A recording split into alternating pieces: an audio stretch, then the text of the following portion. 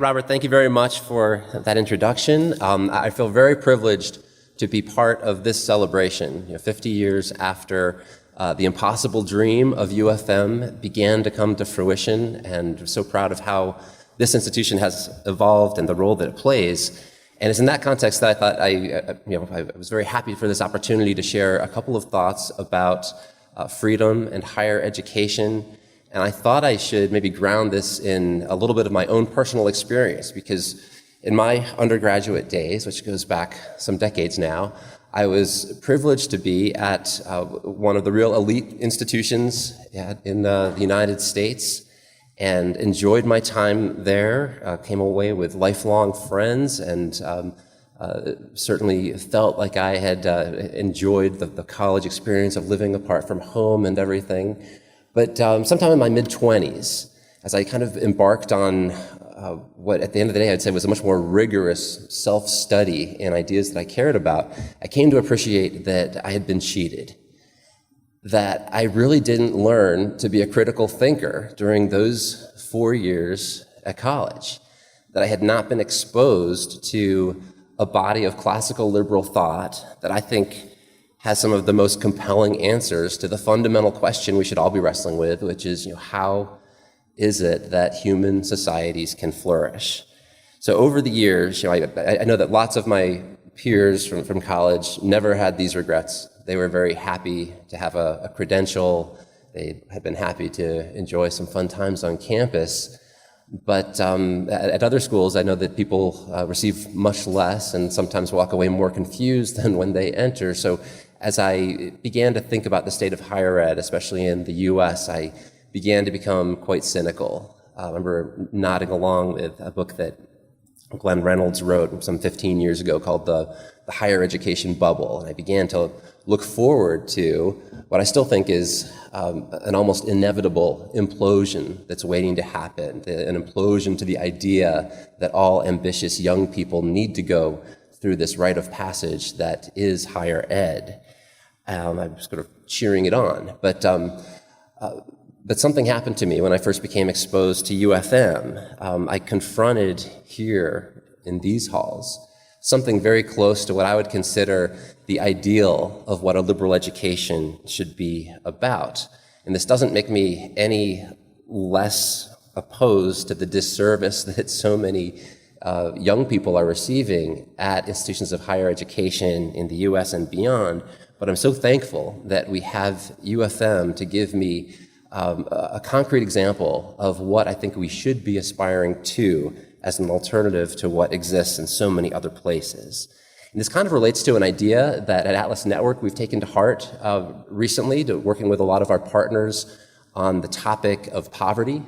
In sociological circles, they use the term positive deviance.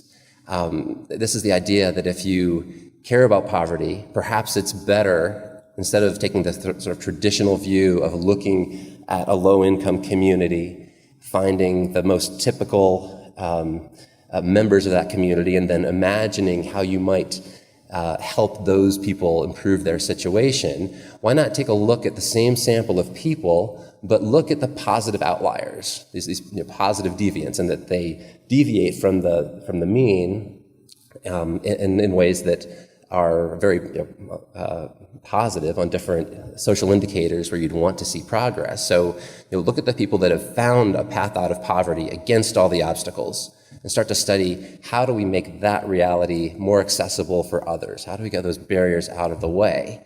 When I think about what UFM means, not just to Guatemala, but to the world, we have here a positive deviant from which we can learn in the area of higher ed.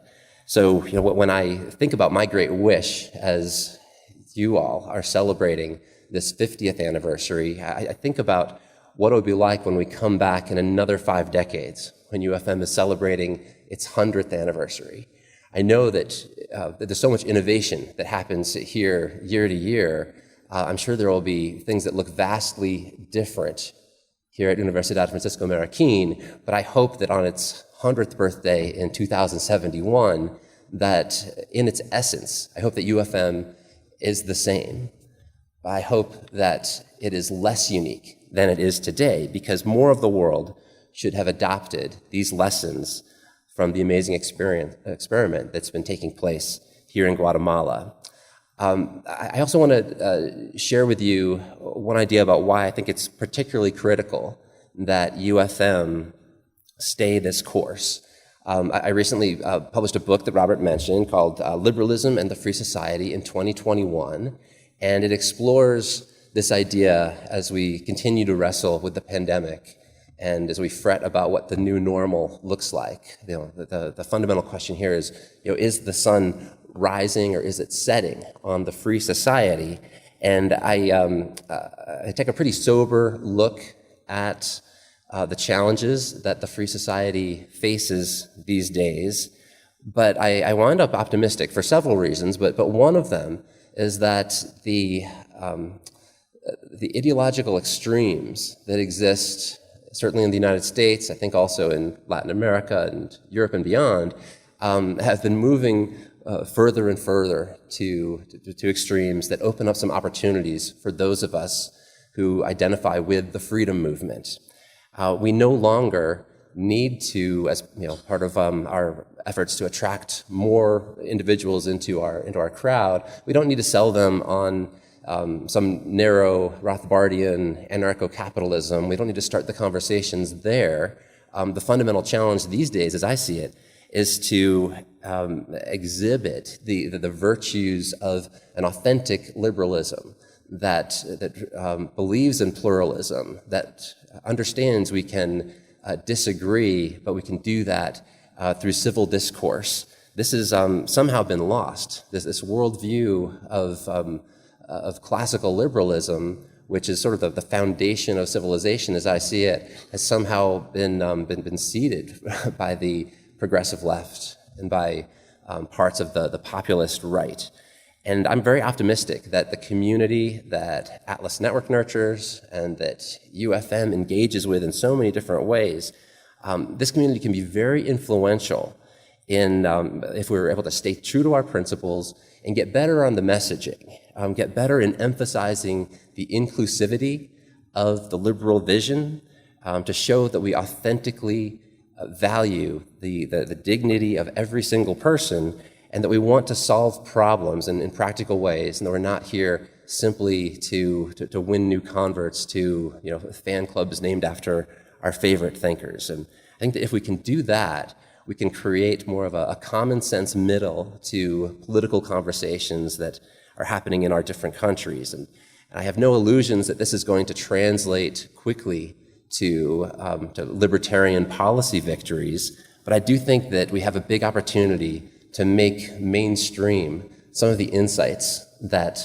many of you at UFM, many of us that work in the freedom movement as a part of our careers, that we've gleaned from the works of Mises and Hayek and Friedman and so on. So that's sort of how I see the big picture of what we're all striving for, and I hope that some of these thoughts just make stakeholders of UFM more resolute in how important it is to stay true to the founding intent of Manuel Ayau and his other founders of this university, the commitment to freedom, the wonderfully unique governance structure, the culture of civility and humility that I find here, and the incredible just joy in seeing young people discover that they can ask new questions and answer in their own terms the really fundamental questions of human existence that we all should be grappling with.